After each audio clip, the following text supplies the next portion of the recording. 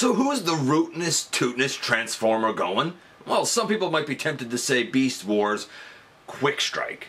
I get it. I would understand that, but I think that we really have to defer to the man with no name, or rather the bot with no name. Wait, he does have a name. It's Transformers Cyberverse Wildwheel. Comes with a ton of accessories, including a hat. How can you not love it? We're going to check everything out to do with this guy in the latest GotBot True review.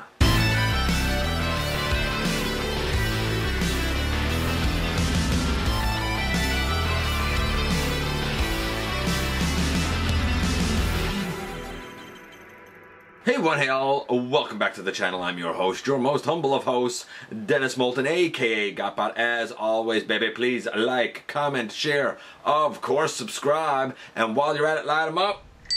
And hit that notification bell, please. It helps me out a ton. It lets you know when content of all sorts goes up here on the channel. Check out Machinery of Man, The Everything Factor, Transformers Collectors NL, The Autobot Family, Transformers vs. G.I. Joe vs. DC Universe vs. Marvel, and check me out everywhere across social media. All those links are down in the description. If you want to help the channel, you can use the donate link. You can check us out on Patreon. You can see what we offer to you through Teespring, or of course you can hit the join button and become a channel member right here on YouTube. And this is the Cyberverse Wildwheel, and some people might be a little bit confused with the intro there for a couple of reasons. One, maybe they don't know Beast Wars, and they didn't know that Quick Strike tends to be very much an outlaw cowboy type of character. But two, and perhaps most importantly, was the reference to a man with no name. The man with no name is a character played by Clint Eastwood in the Dollars trilogy, and that is the character that apparently Wildwheel is based upon. So he's supposed to be like a kind of a Clint Eastwoody outlaw, but yet you sort of root for him type of guy. It's so strange too, because his backstory is one of being an Autobot who felt betrayed by Optimus Prime and really let that bitterness build up until he became a Decepticon. Although I would wonder just how loyal he actually is to the Decepticon cause. And Wildwheel was a character that didn't appear often, maybe only once in the show, but I thought he was so engaging. I thought it was so cool. He had a very different look to him, there's no doubt about it, and a great personality in as short of a time as we saw him. And I decided then and there, you know what, I think I want this guy when and if he comes out. And this Trooper class, I think it's called, and it's like Battle Call, like there's a gimmick where you know, I'll show the gimmick, but there's a light gimmick. He comes with a ton of accessories, a lot of it is translucent armor pieces. Some of it is clever, some of it's not, but I immediately wondered, how badly is this guy going to suffer for the sake of his gimmick? Well, we're going to evaluate all of that. We're going to see all of the bits and pieces that come with him. We're going to, of course, see him in both modes. And we're going to pick out the good, the bad, and the ugly. Little reference there to the Dollars trilogy when we go over to the table and take a closer look at this guy. And while I did ask who the rootinest, tootinest Transformer was, and had a little fun there with the name of Quick Strike, and of course this guy Wildwheel, the truth is, because of the character he's based on, he's actually someone like, that would be more like the desperado type of cowboy, you know? He's the sort that, like, he has no friends and takes no prisoners, and, you know, he shot a bot in Kaon just to watch his energon, you know, pour out, just to watch him die. You know, like he's that sort of like a desperado, like you don't mess with the guy. He's a skilled combatant. He's, you know, he's done some dirty jobs that he doesn't like to talk about. He's, you know, done some things, seen some stuff, right? He's that sort of guy. And he is embittered. You know, he's kind of given up his ties to the Autobots and of course become a Decepticon. And this is the packaging, all the stuff that comes with him, and of course his instructions. So naturally we're going to begin very quickly and take a look at his packaging first. And its packaging, it says Battle Call, and apparently it's a voice activated gimmick and the light and whatnot. We'll see all that in a bit. On this side there's just a little bit of artwork that has Megatron, Starscream, and Shockwave on it. Over here there's, you know, a bit of artwork about him, the way he looks in the program itself. And then of course on the back we have the product images. I mean, it's only 6 steps to convert them, so it's pretty straightforward. And if you're wondering exactly what his function is, it's intergalactic outlaw. So, like, he would probably hang out with, you know, Lockdown and Double Dealer. Like, he takes those, like, bounty hunter-ish type of jobs and whatnot, you know? we got ourselves some instructions. They show his conversion. They also show in both modes where you can put all of those like green pieces that you may have seen at the top of the video here. We'll take a look at those shortly, but it shows where they can go in both robot mode and in vehicle mode. On the other side of the instructions, we have like the mention that there's this voice activated gimmick that resets after 30 seconds of inactivity, but nothing explaining exactly if you're supposed to say something specific or not, or what. And there's his hat. We'll of course see this on his back and on his head in just a little bit. And there's his chest and face armor piece. Really there's just two little, I'm gonna say 3mm pegs on the back of it, and it just pegs onto a couple of holes. He comes with two of these translucent green, I'm gonna call them shoulder pieces. And last but not least, he comes with two of these nicely sculpted blasters. I guess they're his I don't know, his 6-shooters, I suppose. Okay, and finally here we have Wildwheel himself. We're going to show how all of his bits and pieces and armor go on him. His hat, of course, can go on his head, or if you're so inclined, it can go on his back right there. It only goes in one direction. It'll only fit one way. I'm going to leave it right there, and we'll focus on the rest of his kind of armor bits and whatnot. So very first thing, we can take both of his blasters and put one in that hand, and put the other in, if I can do it,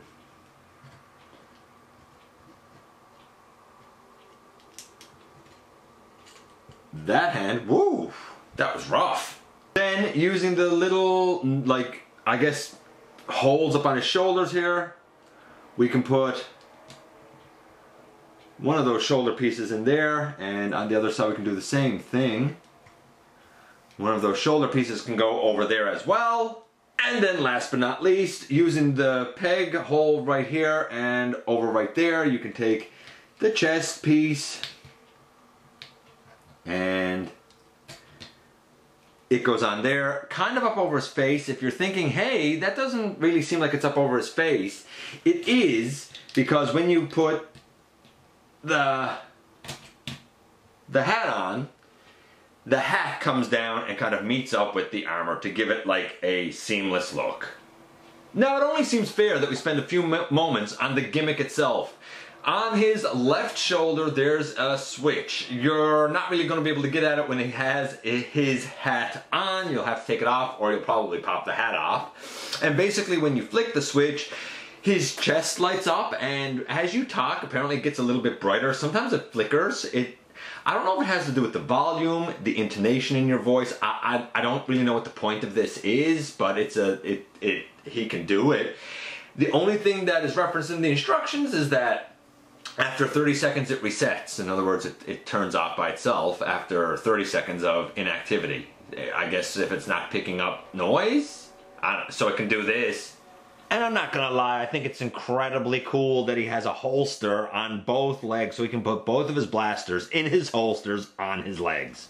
And so here we have him, and it's time for us to get into those grades. Oh boy, there's a lot here. Okay, so first, he's supposed to have a poncho. He does not have the poncho on. His brown should probably, arguably, be more of a like a maroon maybe, or like a dark rose, or I don't think it's supposed to be brown. When we get down to his feet, his toes and kind of a section above it should be silver. His kneecaps are right, his thighs seem right, his arms aren't quite right. Like, here's the thing, the head sculpt is mostly right, and the guy has, of course, his cowboy hat. That's what identifies him. That is his identifying mark. Would it be nice for him to have the poncho? Yes, but I also kind of understand why he doesn't. I'm going to have to say, though, that knowing the character, that this isn't exactly right. You know, they totally captured the angling and the look of the head and the hat, but the body definitely isn't right. I'm gonna say it's a 7. Like, you know, I guess who it is, but it's not animation accurate. So I'm gonna say a 7, only because of the neck up. If we were just going, like, if the head wasn't spot on and the hat wasn't there, I would say 2. It's not Wildwheel. So yeah, 7. That's what we'll do. What about the articulation? Well, Again, remember that we're talking about trooper class here, so I think that's what it's called, trooper class. I'm just going to double check that. Yeah, trooper class. The articulation is alright for what it is. The arms can go all the way around. They can go all the way out to the side. There's a over 90 degree at the elbow, and there's, because of the ball joint, there's a swivel. And I guess because of transformation, like, it can kind of go back a little bit. Sorta, kinda. There's no head movement. That's disappointing. Or if there is, I can't get it to move. There's no waist. I find that disappointing. Out to the side, only that far. Not great, but okay. Forward all the way, which is nice. This can come up if you prefer not being down. The leg can go all the way back. No thigh swivel. A little bit of a thigh wiggle, but not much. Oh, no, that came out. And super duper deep knee. Nothing at the toes, unfortunately. And standing for him is a bit of a challenge. He is hollow-tastic. Hollow on the inside of the, like, see if I can, let's get this one up. Like, look in here. Hollow, hollow, but I get the hollow here a little bit. Hollow all down here. The little thin arms. Like, there's a lot here that a lot of people are going to be like, yeah, instant pass. But right now, to my understanding, this is the only version of this character we have. And I'd like to have him because I think he's a cool character. Does he deserve better? Absolutely.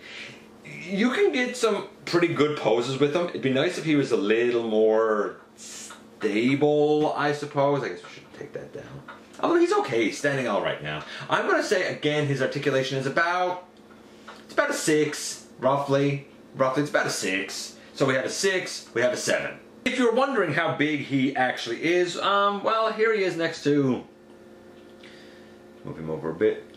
Here he is next to Earthrise Wheeljack. So, you know, he's deluxe-ish size, roughly. Taller deluxe size. More hollow than a deluxe, but that's the ballpark that he's in. For the transformation, we take the hat off and we will put that on his back. We're going to bring this whole piece up over and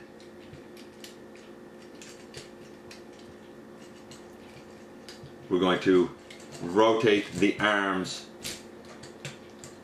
up. We're going to bring the arms all the way up, and they do tab in over. It's tight though. With the hat on, this is tight to do. There, that side is tabbed in, but you saw there, it didn't go in as easy as I would have liked. But it's there. It's there. Same here.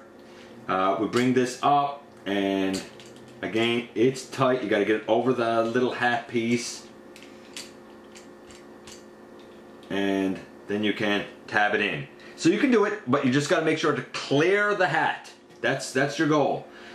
We untab the arm and untab the arm. I do like that there's a tab that locks in here so that when you bring the arms forward in robot mode, they actually do lock into place and they're not just rotated forward, so when you move the arm, it just goes back. They do lock in.